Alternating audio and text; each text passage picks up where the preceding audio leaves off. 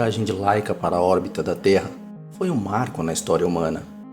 Foi um testemunho de que pode ser feito que abriu o caminho para alguma das maiores realizações da humanidade. A própria Laika, porém, era apenas um cão, sem entender o que sua missão significava. Para ela, aquelas últimas semanas de sua vida foram uma provação terrível e dolorosa. Em seus últimos momentos, Laika estava confusa e com medo. E se os fatos da história tivessem sido diferentes, ela poderia ter voltado para casa. Antes do programa espacial, Laika não tinha casa. Ela era apenas um cão mestiço, encontrado vagando pelas ruas de Moscou. Enquanto os americanos preferiam enviar macacos para o espaço, os soviéticos encontraram cães mais fáceis de treinar. As dificuldades sofridas por esses vira-latas acreditavam os tornavam duros o bastante para lidar com as duras condições do espaço. Ela não era o primeiro cão que os soviéticos tinham amarrado dentro de um foguete. Outro cão, chamado Albina, já tinha voado a meio caminho da órbita e tornou a viver. Ela seria a reserva de Laika. Outro cão chamado Muska seria usado para testar o suporte de vida. Muska, como Laika, era um cão sem dono, mas as dificuldades do programa espacial eram demais para ela. Durante o treinamento, Muska ficou tão aterrorizada que ela não tocou em sua comida. Ao contrário de Albina, Laika não ia voltar. O satélite que eles construíram não estava equipado para uma reentrada segura. Eles sabiam que ela não sobreviveria à viagem para casa. Laika passaria alguns dias em órbita acima da Terra. Então, ela seria eutanizada com veneno em seu alimento para cães. Fora da União Soviética, a missão condenada de Laika era um ultraje. Os britânicos, em particular, fizeram campanha para parar a missão. Um jornal publicou um artigo com o título: "O cão vai morrer. Não podemos salvá-lo."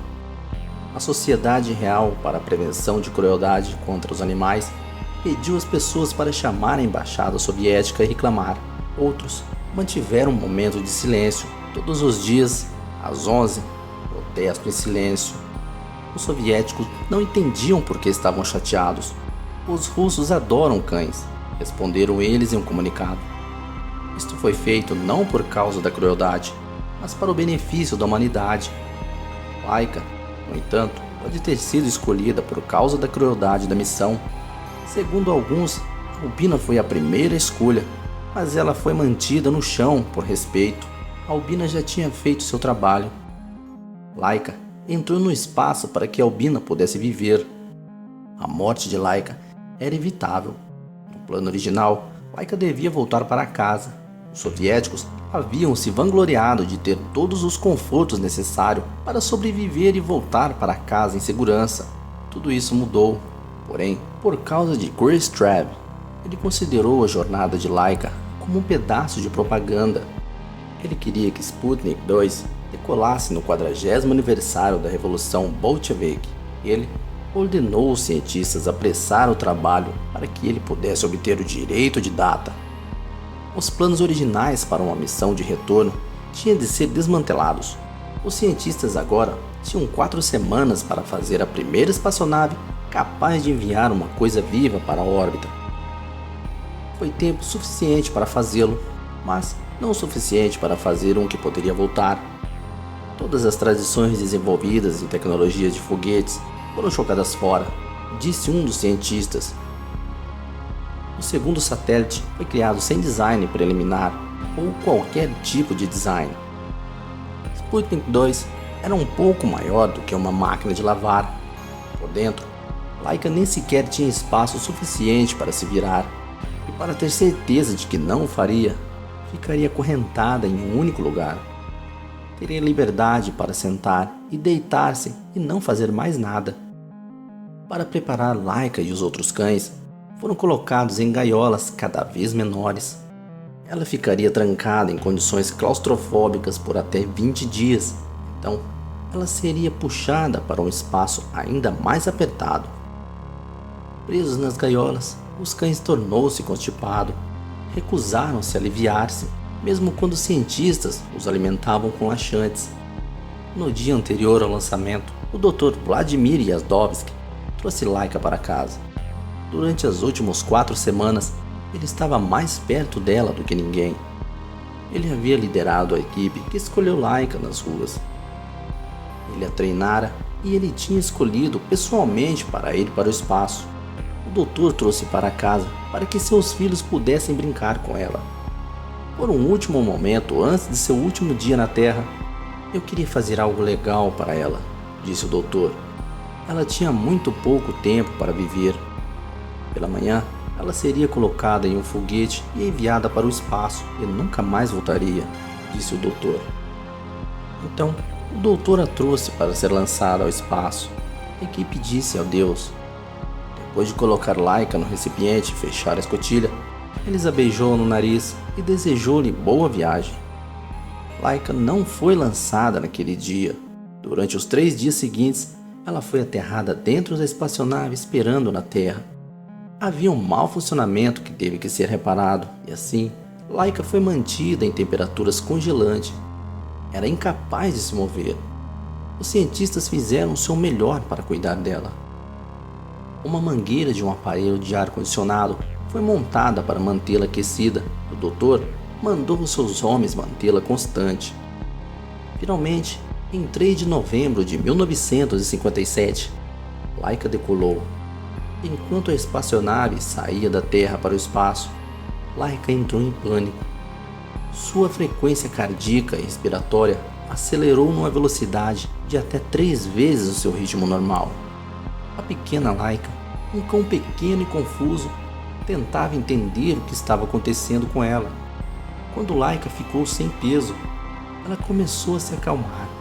Pela primeira vez na história da Terra, uma coisa viva estava flutuando no espaço, vendo a Terra e as estrelas de fora de sua atmosfera. Seu coração desacelerou e ela começou a relaxar, mas ela nunca mais se acalmaria com o ritmo cardíaco que ela tinha na Terra. Durante anos após a missão, os soviéticos alegaram que Laika sobreviveu ao seu primeiro dia no espaço.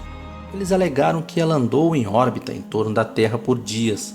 Finalmente, ela comeu o alimento envenenado que eles tinham preparado para ela e passou pacificamente para o outro lado com a Terra abaixo dela.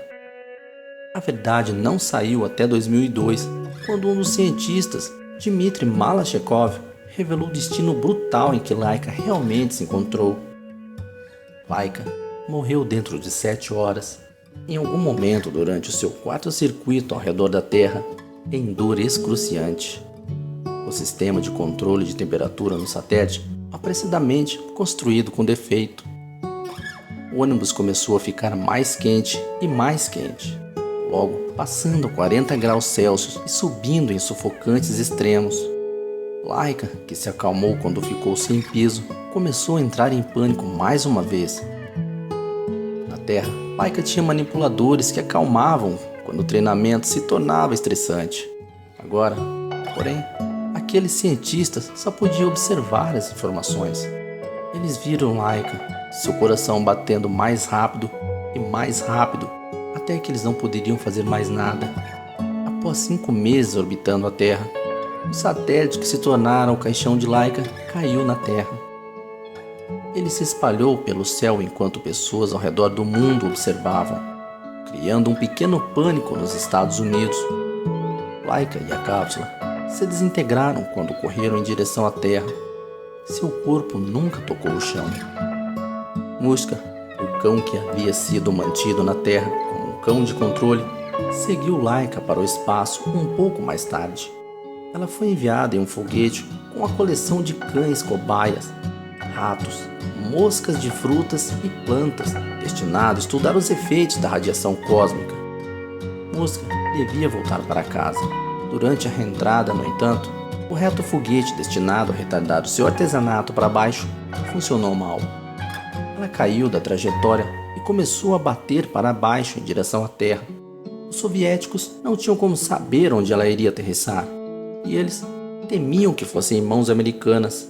Em relatos de imprensa, os soviéticos alegaram que a espaçonave de Muska foi queimada na reentrada. A verdade, porém, era que havia explosivos a bordo.